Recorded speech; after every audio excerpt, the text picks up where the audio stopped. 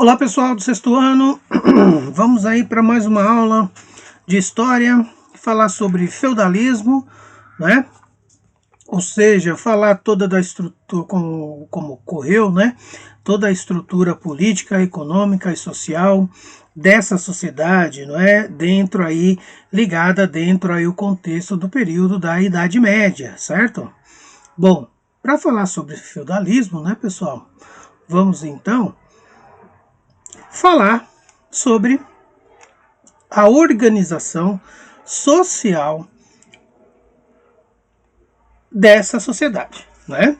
Então aí, para vocês terem uma ideia, a sociedade ficou dividida em ordens, chamada ordens, né? Sendo as principais o clero, a nobreza e os camponeses, né? Mas existiam outras também que a gente vai abordar, mas em especial clero, nobreza e camponeses. No caso aí, temos a primeira, né, ordem, né, digamos assim, o clero, que é composto, dividido em duas categorias, alto clero e baixo clero, certo? Bom, o alto clero, estamos nos referindo a papa, bispos, cardeais, esses compunham o alto clero. E o baixo clero era composto por padres e monges, né? Dentro desse contexto aí, tinha o alto clero, que determinava as ações ali, os procedimentos e as doutrinas da religião católica, e o baixo clero, né, fazia, né, a divulgação da religião, né, dos conceitos, dos dogmas, né, para os fiéis. No caso, o alto clero fazia isso, era uma cúpula, né, pensante, digamos assim, da igreja, o alto clero, e o baixo clero era o que propagava as ideias, né, da cúpula que era desenvolvida por meio da religião, no caso a religião cristã, né? Bom, depois do clero, temos aqui a nobreza. A nobreza, pessoal, é composta por pessoas que possuíam grandes propriedades de terras, né? Havia também muitos membros ligados à igreja, né? E outros também faziam parte de setores militares. E aí, então, esses compunham uma classe, né, denominada nobreza. Entre esses nobres haviam os suceranos e os vassalos, sendo que os suceranos eram aqueles que tinham as terras e eram denominados senhores feudais. E então, esses suceranos, tendo terras, distribuíam terras a outros nobres, considerados chamados de vassalos, né, que recebiam essas terras e em troca disso tinha que oferecer serviço militar de proteção aos suceranos, né, no caso aí ao feudo, né, contra as invasões inimigas, certo? Então, sendo assim, formava um laço de fidelidade, um laço de lealdade, né, entre nobres, certo? Bom, abaixo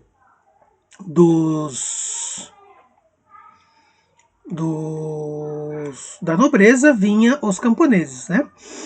Então aqui você vê uma foto, né, sobre essa relação aí de suceranos e vassalos, né?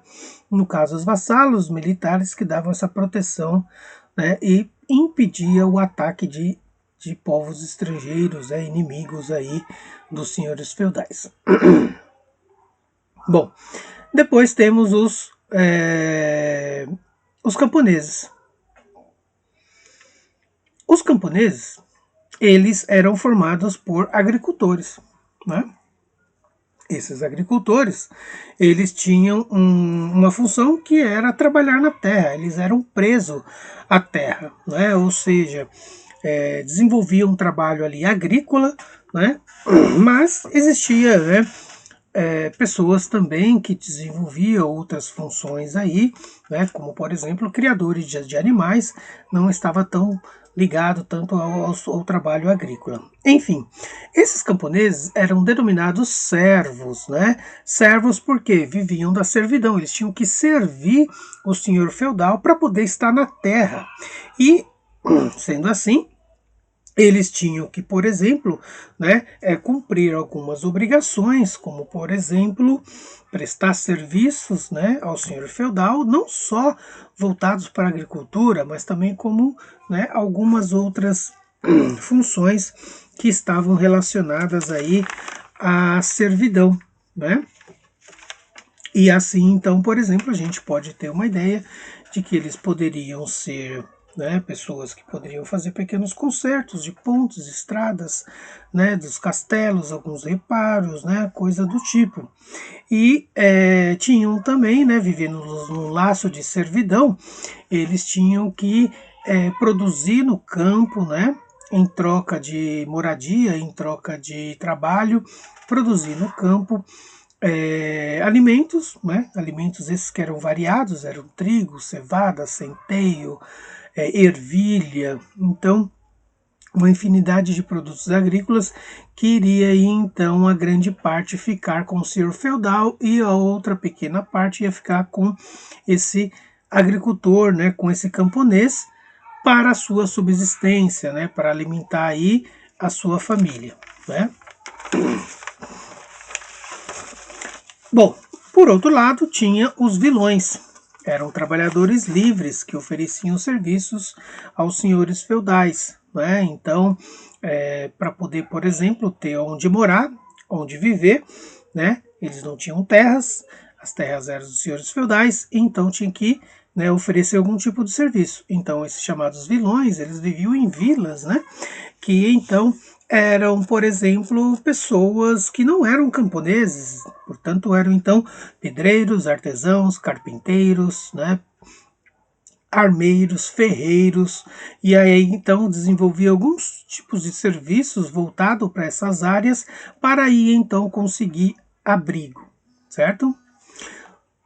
Depois tínhamos os escravos. Os escravos eram aquelas pessoas que tinham um dono, né? Que era o senhor feudal que prestava ali esses escravos serviços domésticos, né? Como cuidar dos castelos, limpar, cozinhar, enfim, lavar as roupas, né? Então era essa a função desses escravos. Bom, gente, assim se constituiu então uma sociedade conhecida como sociedade estamental.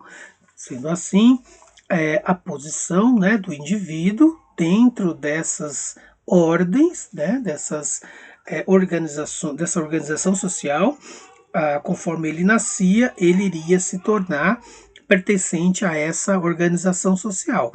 Ou seja, se a pessoa nasceu, né, de um escravo, ela iria ser escrava. Se ela nasceu camponesa, ela iria ser camponesa. Não havia ascensão social aí nesse sentido, certo? Bom, sendo assim, a sociedade se constituiu, né, dentro de um contexto entendido como sociedade estamental, formada por estados. No caso aí, desenvolveu então uma economia totalmente agrícola e ao mesmo tempo de criação de animais, né? Como eu falei para vocês, atividade agrícola envolvia muita produção agrícola, muita plantação de centeio, trigo, aveia, cevada, ervilha, uva, né? E também tinha alguns desenvolvimentos na área do artesanato, que também movimentava a economia, como, por exemplo, produção, fabricação de móveis, ferramentas, roupas, carroças e tudo mais. Junto com isso, tinha também a criação de animal, né? Como porco do mato, javali, vaca, boi. Então, eram esses animais que eles, digamos assim, criavam, né? Sendo assim, pessoal, toda essa produção, tanto artesanal, tanto criação de animal, tanto da agricultura, era tudo desenvolvido por meio de uma produção de baixa escala, não é? Uma baixa produção somente ali para a sobrevivência, né, das pessoas, né? Uma produção de subsistência, digamos assim. E sendo assim, eles, principalmente na agricultura, né, com baixa produção, isso demonstrava que eles não tinham tanto conhecimento assim nas técnicas, né, de plantio, né, não havia máquinas, né, então era tudo muito rude. como vocês podem ver nessa máquina. O arado era puxado por um animal. E também não havia conhecimento para preparar o solo, para fertilizar o solo, então eles dependiam muito da recuperação natural, né? No caso aí da natureza, né? Bom, gente, além disso, tinha outros problemas, né? Que ocasionava essa baixa produção, que era as intempéries, ou seja, as condições climáticas que muitas vezes ela prejudicava o plantio, ou seja, tinha períodos que eram de períodos de secas prolongadas, outros períodos que eram de chuvas muito abundantes, né, muito carregadas, então isso acabava prejudicando a plantação, prejudicando o solo e dificultando, portanto, o plantio. Sendo assim, a produção era bem baixa, né? Bom, pessoal, e no caso aí, né, vemos aqui que por meio dessas atividades havia uma organização da terra também, né? Então, essa organização da terra, a gente vê aqui como era feita, né? Então, temos aqui um feudo, né, onde ao centro era o castelo do senhor feudal, onde ele residia, a nobreza residia aqui, todo fortificado, né, com altas paredes de pedra, né, praticamente aí intransponível. E ao redor tinha as terras, que era dividido para as ordens, né, para as organizações sociais. Então, de acordo aqui com a imagem, né, temos aqui no verde claro terras do senhor feudal. Então, essas terras aqui era própria exclusiva do senhor feudal. As terras em verde escuro, terras dos servos, onde os servos poderiam plantar, né, e desenvolver ali o seu trabalho. Na laranja, terras da igreja, ou seja, terras que a igreja tomava conta, era de propriedade da igreja, certo? E depois aqui temos, né, as instalações voltadas para a organização da sociedade feudal, né? Lá ao fundo, distante, né, são chamadas o manso comunal, ou seja, são terras que qualquer um podia ir lá, tirar madeira, né, alguns folhas, frutos, né, era de exploração de todos. Aqui, terras divididas entre os servos e a igreja, que desenvolvia a plantação sempre no período de outono, que era o período mais adequado. Aqui era o pomar, onde era plantado, né, muitos frutos, principalmente a uva, né? Casa paroquial, onde morava o membro da igreja, né, por exemplo, o padre, né? Aqui é a igreja, onde havia aqui as orações, né? Aqui as florestas, manso comunal, mesma coisa, né? De uso de todos. Temos lá o celeiro, né? Onde cuidava os animais, né? Colocava ali os animais para descansar. O pousio, que eram terras comuns, né? Que ninguém explorava, enfim. E aqui embaixo, né? As casas dos camponeses. Então essas são as principais divisões, né? De um feudo, né?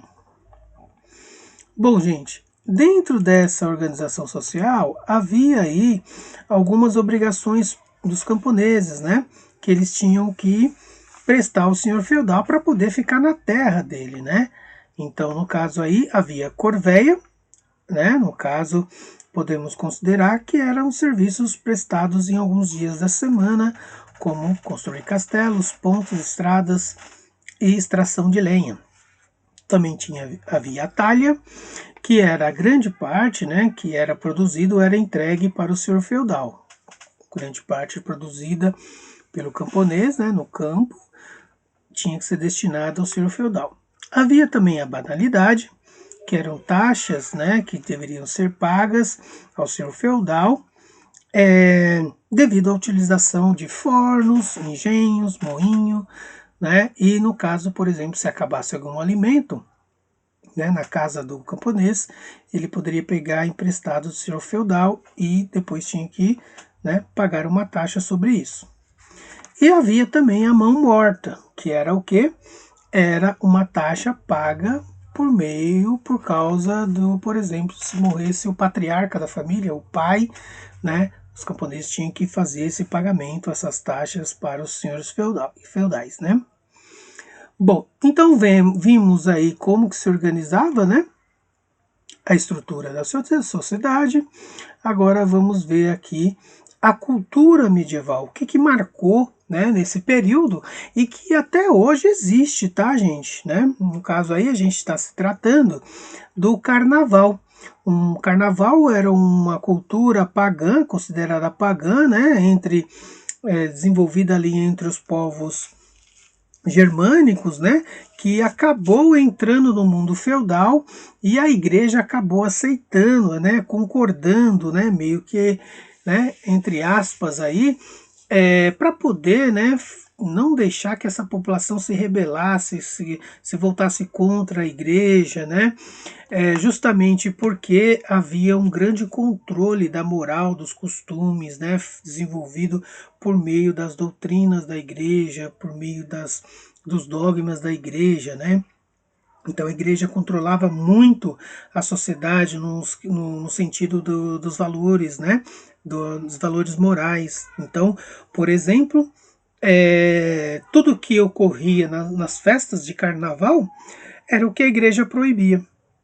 E então eles, para poder se livrar dessa repressão, né, dessa proibição, eles praticavam, tinha um dia lá para praticar, né, o que eles queriam praticar, que a igreja não concordava e que era comum nas tribos germânicas, né? Então, no caso aí, uns dias específicos, havia então muitas festas, muita bebida, muita comida, havia, né, namoros ali sem compromisso, né, troca de casais, enfim, havia toda uma vida mundana, né, considerada uma vida mundana, uma vida voltada para o pecado que a igreja considerava, mas para eles não, era uma forma de extravasar, né, voltar às suas origens, às suas raízes e assim também se livrar um pouco do peso da vigilância, do controle da igreja frente a essas questões. Então aí, outro detalhe também, eles se vestiam, né, de uma forma característica, né, utilizavam máscaras que ridicularizavam políticos, né, senhores feudais, a nobreza, membros da igreja, né, o clero, né, ou seja, o estilo de vida que eles levavam, a forma como eles direcionavam, né, os costumes, né, para a sociedade. Mesma coisa, né, como praticamente acontece hoje, né? Então isso acontecia muito, né? E assim essa cultura ela foi se propagando e então existe até nos dias de hoje, né? No mundo aí, inclusive no Brasil, né? Bom, falar um pouco da arquitetura, né, pessoal? A arquitetura ela foi muito revelada, né, por meio da construção das igrejas, né? A gente vai ver uma característica arquitetônica do século XI, que mostra, né, para a gente uma arquitetura denominada romântica, onde havia aí, né, toda uma construção feita por meio de pedras, né, demonstrando aí para a gente todo um princípio, um conceito de prática religiosa que era denominada, né, como igrejas românticas, né, onde há uma estrutura que demonstra pouca luminosidade dentro dessa igreja, poucas janelas. Havia uma decoração, né, feita com mosaicos e murais que retratam cenas de Cristo, né, dos santos, né. Então ocorre aí, né, uma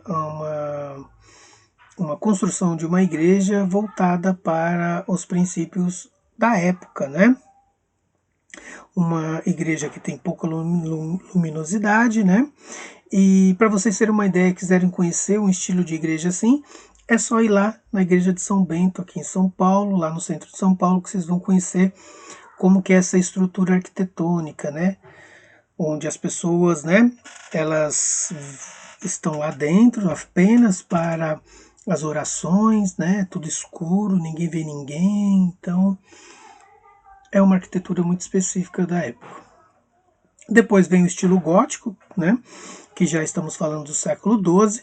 Aqui entra, né, um estilo de arquitetura voltado para o conhecimento científico, para as práticas, né, e utilização aí do conhecimento científico para na arquitetura dessas igrejas. Então, por exemplo, nós vemos uma igreja, né, denominada catedral, onde mostra para gente que foi muito utilizado, né, o cálculo matemático, a estrutura, né, bem voltada para os parâmetros geométricos, né, onde demonstra aí igrejas maiores, né, com maior luminosidade, com maior mais janelas, janelas feitas de vitrais, onde demonstra cenas de Cristo, demonstra uma vida, passagens bíblicas, né? Então mostra que essa catedral, né, cheia de vitrais, né, e muito mais janelas, demonstra para a gente a ideia de que a luminosidade entrando é Cristo, né, Jesus, Deus entrando ali, iluminando as pessoas, né, fugindo daquela imagem daquela arquitetura gótica, romântica, onde era toda escura, né?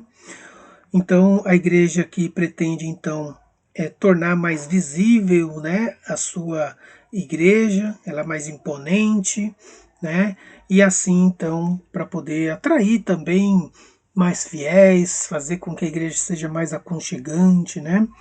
Então há uma mudança aí também nos costumes da igreja e com isso na arquitetura dela e, né, uma abertura mais para o conhecimento científico, né. Então vemos aqui arcos, né, cúpulas, ogivas, né, uma arquitetura muito bem feita. Isso demonstra então que o conhecimento científico já estava sendo valorizado pela igreja, algo que antes não era. Vemos também algumas igrejas, como a Catedral de Notre Dame, que é decorada com seres, né, aterrorizantes, né, seres que demonstram aí uma característica grotesca, né, digamos assim, que representa ali o pecado, né, e tudo que é pecado, que é feio, né, tem que ficar fora da igreja, né, não entra na igreja, fica fora. E no sentido arquitetônico mostra que essas esculturas escondiam, né, o encanamento das águas das chuvas, né, que as águas elas ao saía pela boca dos animais, né, dando aí uma característica arquitetônica, né. Então temos essa imagem aí. Temos a pintura também, né, que demonstra aí também uma abertura para inúmeras obras, né, que vão ser feitas para decorar as igrejas, né, no estilo aí que vai retratar muito a figura de Jesus, de Maria, não é? A gente vê que é uma pintura mais suavizada, né?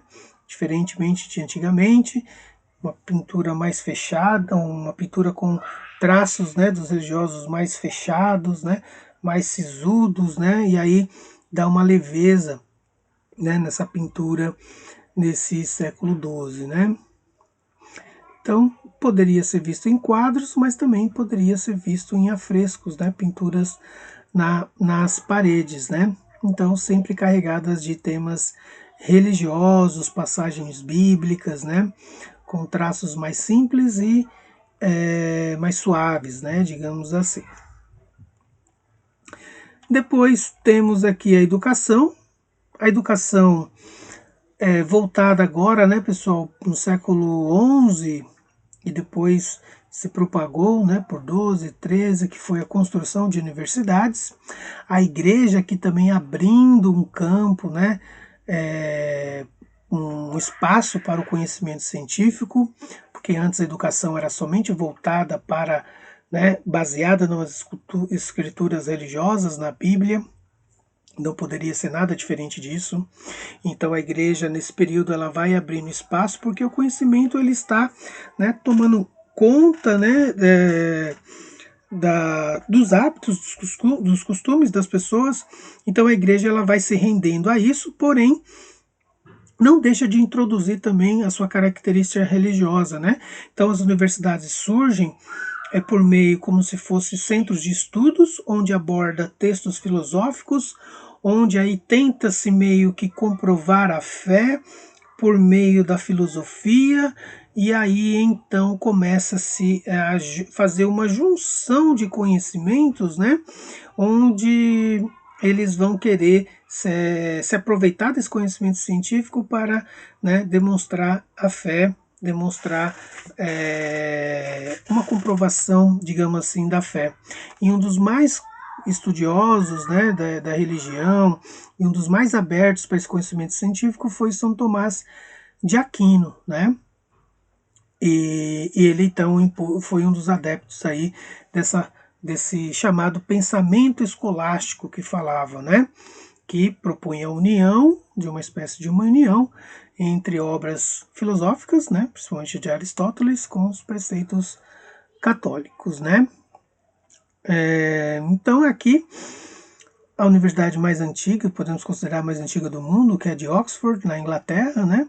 Surgiu dentro desse conceito onde muitas crianças, né, aos 12 anos, já iam para lá estudar, olha só, não só ter conhecimento do ensino religioso, mas também o ensino por meio da ciência, no caso a gramática, retórica, geometria, lógica, música, aritmética, astronomia, então a medicina, artes, né, e direito, né? Então vários cursos foram sendo feitos por meio da universidade. E a universidade existe aí até hoje, né, gente? Com muito mais áreas dos saberes, né? Bom, gente, então é isso. Paramos por aqui, né? E próxima aula, então, a gente termina esse conteúdo falando aí das cruzadas, né? Falando aí do período do renascimento comercial e urbano, né? E aí, então, a gente conclui. Tudo bem? Então é isso. Façam aí as suas anotações, dúvidas anotem também, para aí depois no chat nós tirarmos essas dúvidas, ok? Então é isso, pessoal. Tudo de bom. Até mais.